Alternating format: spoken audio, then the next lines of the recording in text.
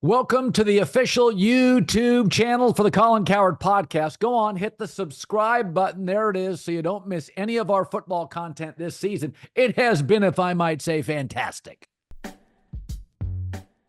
All right, next game, New England beats the Jets 25-22. So, we could just beat up on Aaron. But I mean, the field goal, they can't hit a field goal. They can't hit a PAT. But here's my bigger takeaway. You haven't won since Robert Saleh left. And when they fired him, I said, you just let your best coach leave the room. You just let him leave. And the defense is not as good, John. They're not as good. Actually, look at that final drive by Brissett. He had time to throw. And so, Aaron is a pocket quarterback who had 17 completions and no longer moves well. They have weapons. They've got Lazard. They've got Garrett Wilson. They've got Devontae Adams, who had, 5 catches, 50 yards, whatever, 4 catches, 50 yards. But you can't say they don't have Breece Hall. You can't say they don't have weapons. But it's actually, it's the truth is they're not as good defensively now. Well, they're bad. And this is classic Jets. They are now a mediocre defense with a 40-year-old quarterback who's a total pocket quarterback. And Ian O'Connor had a tweet during this game. He said, the Jets talk about energy. They're slow out of the huddle. They're slow to the line. He said, they're just a plodding, slow, energyless offense. Well, that's on Rodgers. That's on Aaron. And so I can blame it. But the Jets had 8 penalties. New England didn't have as many penalties, and New England's the younger team. I think it's just a systems failure. It's just a mess of an organization. I think they got so many things going on. One, when they fired Saleh and they make Ulbrich become the head coach, you're basically losing out twice, right? Your defense is going to get worse because he has to focus on other things. And the things he has to focus on, he has no clue what he's doing because he's never done it. Be like, hey, John, we need to keep rolling with the podcast and now also be the head of sales. We would probably lose out on both. The podcast would get worse and sales might go down. Why? Because it makes no sense to put me in that position. So you put Ulbrich, Colin, I don't think I've ever seen this in my entire life. High school, college, or the pros. Going into the second quarter of the football game, the Jets had 0 timeouts. They used all of their timeouts in the first quarter. And it was offensively, they I don't know how many delay of games they had. They literally had a delay of game when they scored the final touchdown to take the lead in the game on the 2-point conversion. On the 2-point conversion. So Ulbrich's going to take a lot of shit. I can't blame him for the delay of games. He has nothing to do with Aaron Rodgers. That's right. Offense. Nothing. Absolutely nothing. Now, in fairness to Aaron, they go down, they score. Not in a million years. And I'm rooting for this Jets collapse because it's pretty fun. I never thought Jacoby Brissett could lead him down the field and score a touchdown. Even how bad the Jets defense has played the last couple of weeks since Robert Saleh has left. That was jarring to watch that. And now I think we have to acknowledge their defense, which has been held to high esteem, is just, it's not only average, it's just not good at all.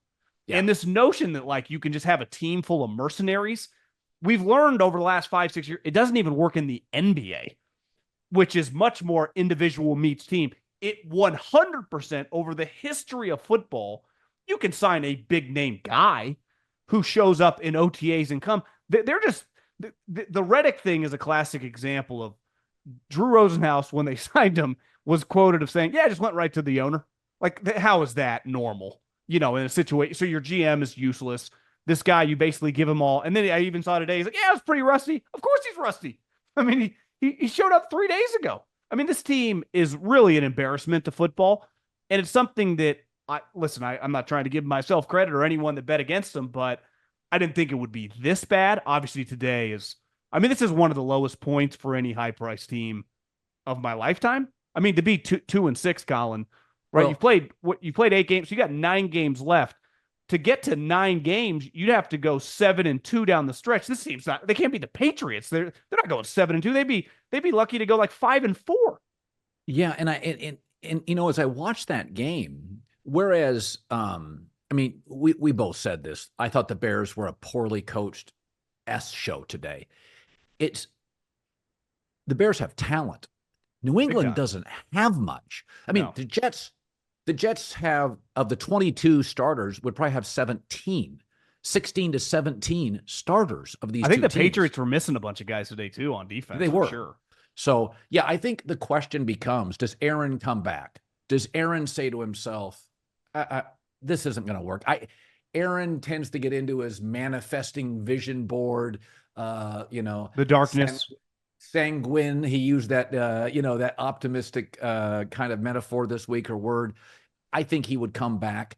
But if you're the Jets, you have to draft a quarterback.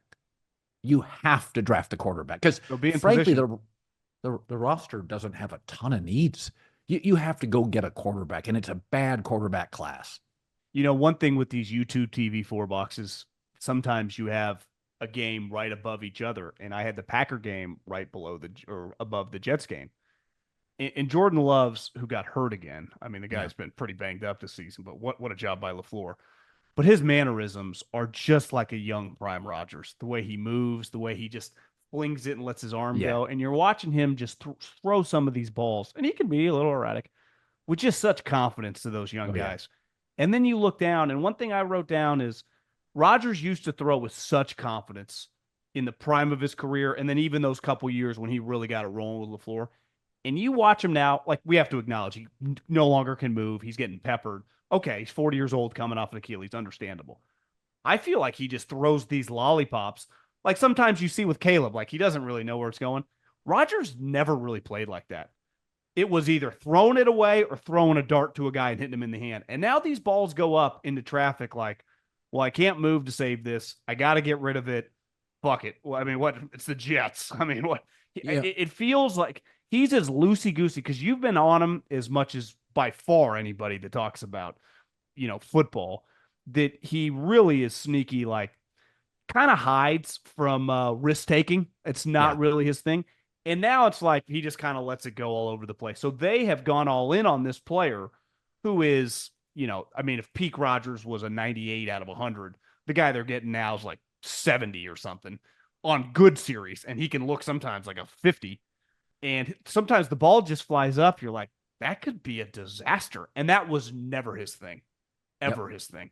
So they got this player who is no longer good enough. Like, he's not a top 10 quarterback in the NFL. No, God, no. No. But I'm saying, like, when last year and even coming back into this year, it's like, hey, if we get a guy between like 8 to 12 and be really good, like he's floating, like look at him and all these really talented. I'm watching Josh Allen today, like he's in a different universe as Aaron Rodgers. Baker Mayfield and Sam Darnold this moment are better than Aaron Rodgers. For sure. Kirk Much Cousins better is a better player. I mean, all these guys are better players. Yeah.